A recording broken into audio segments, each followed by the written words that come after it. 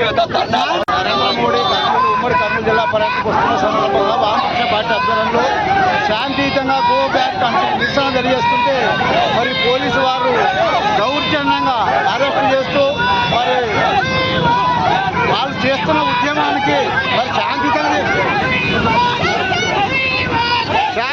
చేస్తున్న ఉద్యమాన్ని పక్కదో పట్టించే ప్రయత్నం చేస్తున్నారు పోలీసు. 10,000 బస్సులు, 7,300 మంది పోలీసులు, 3 లక్షల మందితో GST ప్రజానికానికి మేలు చేశామని చెప్పి ప్రచారం డంకా కొట్టించడానికి కర్నూలుకు వస్తూ ఉన్నాడు. కర్నూలుకు వచ్చినప్పుడు మేము వ్యతిరేకించడంలే. ఈ 11 ఏళ్ల కాలంలో ఈ రాయలసీమ ప్రాంత ప్రజానికానికి ఏం చేశావని అడుగుతూ ఉన్నాం.